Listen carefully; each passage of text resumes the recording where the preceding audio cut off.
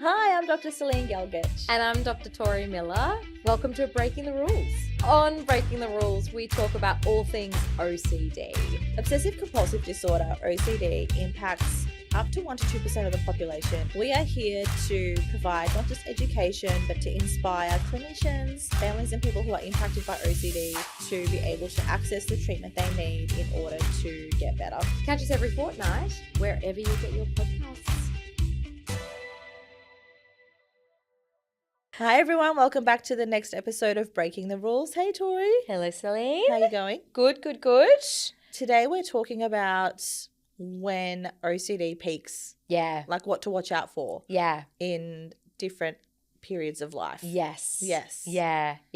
We're jumping straight into it today. This is something that I find incredibly fascinating about OCD. And look, to be honest, about many aspects of mental health difficulties, you know.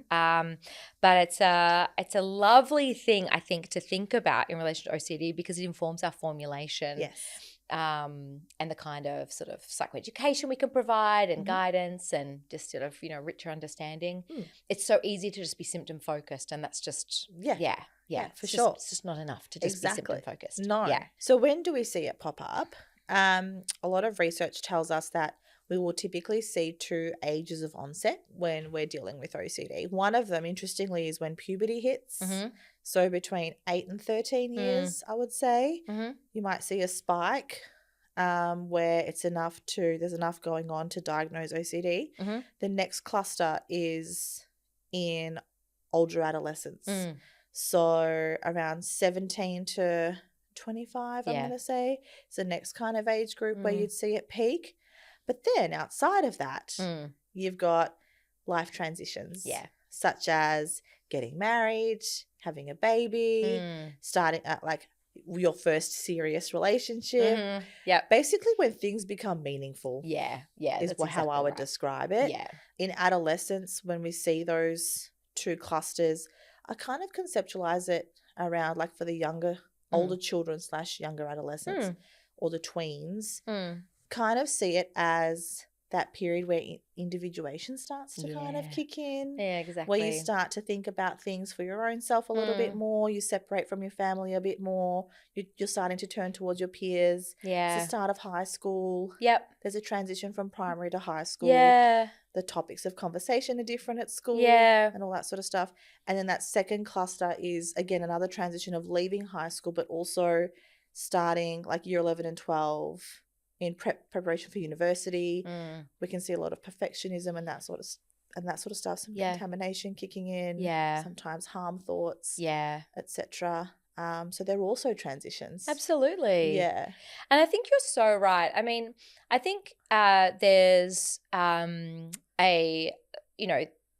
if you think about those timeframes, I mean, there's an understandable hormonal component there. Yes. Where, feelings are more intense. Young people are feeling more dysregulated. So it kind of makes sense that if there's a predisposition that OCD, or often what a lot of parents will say is that there have been OCD-like behaviours for a long time, but just not the functional impairment or nothing that really was so strange or intense or distressing that, they couldn't handle it. But that then once the hormones start to kick in, that things become a lot more difficult and they tend to, rocket out of control.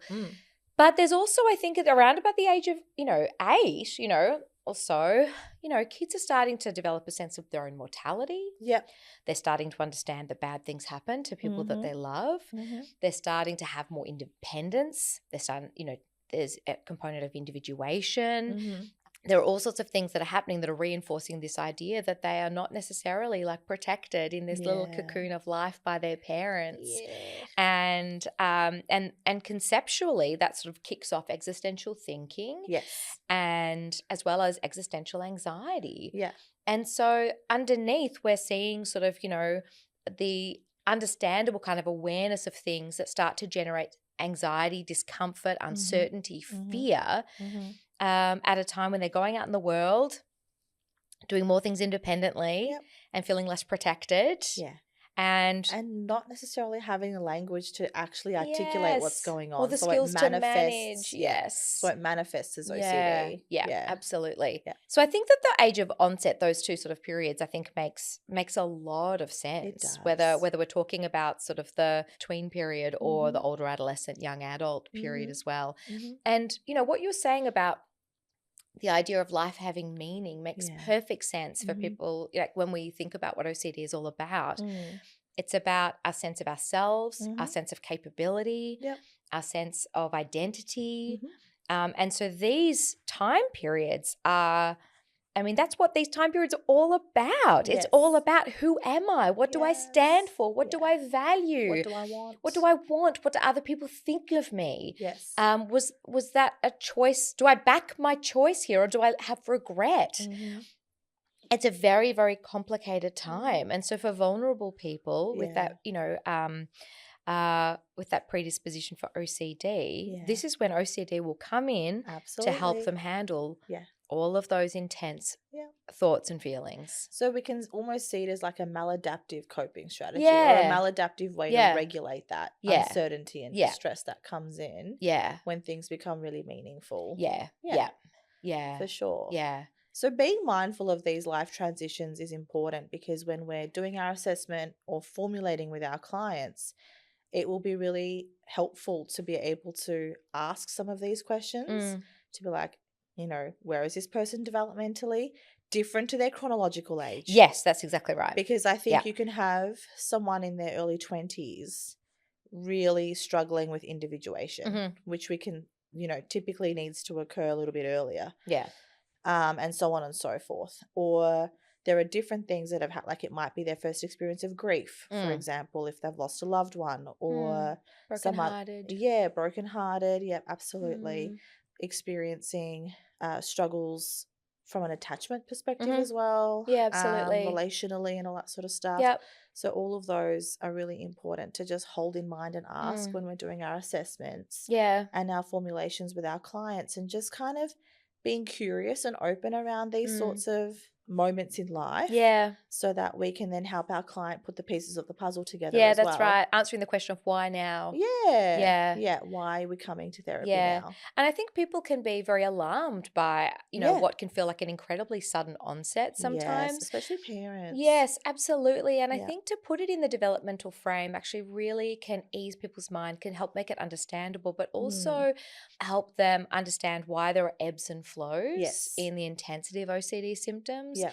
but also can make it feel a little more predictable or understandable, which I think is really, treating OCD or supporting a loved one with OCD or having OCD is a long journey. And so having Absolutely. a sense of kind of, I don't know, being able to predict it or anticipate it, through the recovery journey can be really helpful. Yeah, for sure. Yeah. For sure. Yeah. And then also thinking about what the developmental tasks are for an individual, what it is they're grappling with, gives us as clinicians some clues as to what might be sitting underneath the compulsion. So again, moving away from just what symptoms are and thinking about what is it that this person might be really afraid of? What is it that they're trying to avoid or grapple with? And I think about new parents, right? I mean, this is another life transition where we see a lot of OCD, either, a flare up in OCD, or perhaps emergence. But we're talking about people who have an enormous sense of responsibility and fear of doing the wrong thing, and having this sense of responsibility for this new life, which can just feel overwhelming, really scary, and can make someone feel very dangerous. And just as important for dads as it is for mums. Absolutely, I think agree. we shouldn't discount that in terms of when we're working with dads.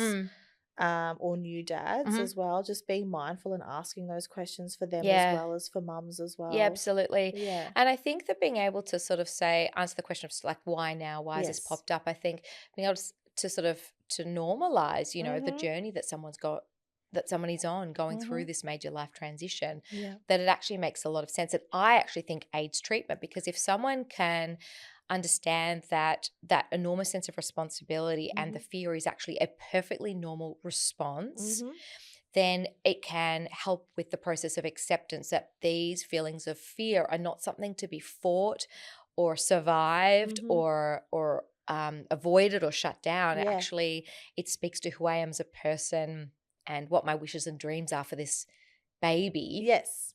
and for our life as a family. And Yeah. so give you permission to sort of embrace that and sort of accept Yeah. that it's sort of Absolutely. representative of the person that you Yeah. are. And I think it can really help. It really does. Like, I often tell my clients these thoughts and feelings, aside from the fact that they're frustrating and annoying and all the rest of it, and you don't want to have them, they're telling you something really important. Yeah. For the teen, it's like they tell you that you care and that you want to do well at school and you want to succeed. Yeah. They tell you, like, if you're a new parent, they tell you that you love and care about your child. Yeah. If you're someone who's lost a loved one, it tells you that you value that relationship, you know. So it's one of these things where we can use that, as you beautifully described, as a way to help normalize, but also get our clients, or encourage our clients, to reconnect with the value. Because one of the things that OCD does when life transitions are the driver of the theme around what type of OCD someone's presenting with, is use our clients' values against them. Yeah. And so they start to disconnect from the value and they start to lose touch with it and feel frustrated and all that sort of stuff, and almost lose sight of that. So I think to be able to reconnect with it in that way and flip it on its head can be a really nice way of creating that separation between them and OCD. Yeah. So that you can kind of get your wedge in there and then use that to help guide exposures as well. Yeah. As well, like as a motivator. Yes. Agreed. Agreed. Is an important one too, I think. Yeah. Yeah, I agree. And I think for us as clinicians as well, I think, well, I certainly found that thinking about these aspects of a person, their development, where they're at, how they're OCD, like sort of formulating the OCD, has helped OCD seem less alarming to me as a clinician, which has enabled me to sit in the room and help my clients sort of unpack it too. Yeah. I think it just makes it all it's helpful for everyone. Understandable. Yeah, totally. Yeah. So it's as good for us in our roles as it is for our clients. Absolutely. Yeah. And it helps explain the shape shifting. Yeah. As well. Because a lot of clients, the theme will shape shift based on what transition they're going through or what moment they're going through in life. Yeah. Definitely. Yeah.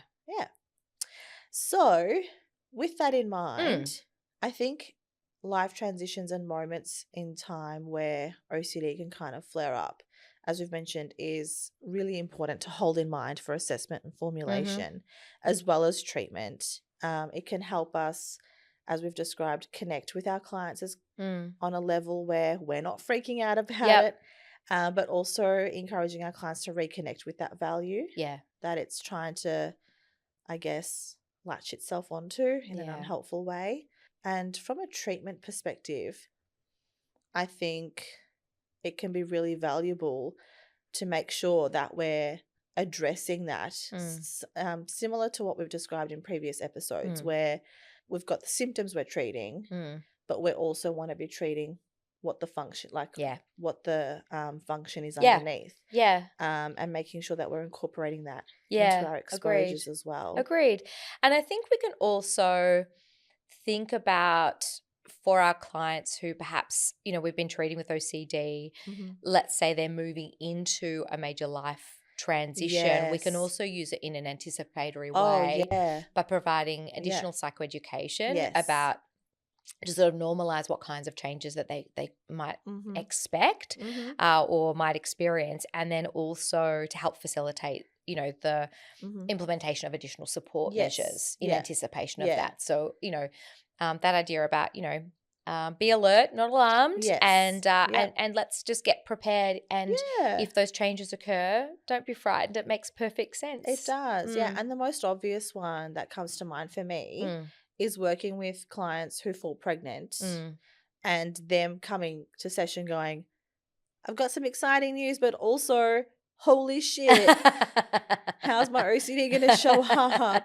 And so we spend a lot of time. Thankfully, we have time to spend that time talking about how might it show up, anticipating what skills and strategies can you use to kind of help with that, to then be able to build their community around them and build that village that they need And you know what? In all honesty, a lot of the time, clients who have been in treatment do so well after Bubs is born. Yeah. And yes, there might be little flare-ups of OCD here and there, but their knowledge, their skill set, the village they've got around them, the support seeking, staying in therapy, all that sort of stuff just helps buffer all of it beautifully. Yeah. And we avoid things like postnatal depression and stuff like that. I think where clients can struggle is if they've not had access to treatment and then something like that happens, you've not only got the craziness of hormones happening, but also the lack of knowledge of what's going on, as well as a lack of support with maternal and child health nurses and whatnot in terms of not necessarily being able to pick up on OCD. It's getting better now, but it's always tricky. Yeah, really tricky. Yeah, so that's a hard one. But I also find it harder for dads too because they're more likely to present after than they are before. Yeah. Whereas with women, I think we can get them in a little bit earlier. But that's an obvious example. Yeah. But another one might be if you've been working with someone who's transitioning to high school, for example, or heading into VCE. Yeah. Meaning, end of high school exams. For those people that don't know what VCE is, it might be another discussion to have. Agreed. Starting a new job. Yep. All those sorts of things. Yep. Agreed. Yeah. Yeah. It's an interesting topic, I think, to kind of hold in an interesting theme, not theme, but like an interesting like aspect of therapy. Thank you. To hold in mind. Yeah. But one that's very valuable. Yeah, agreed. Yeah. Agreed. Glad we talked about this today. Me too. Short and sweet today, I think. Sweet. Yes. Yeah. Hopefully you guys found that really helpful. Thank you so much for watching and listening. Please don't forget to subscribe. And we'll catch you next time. Bye.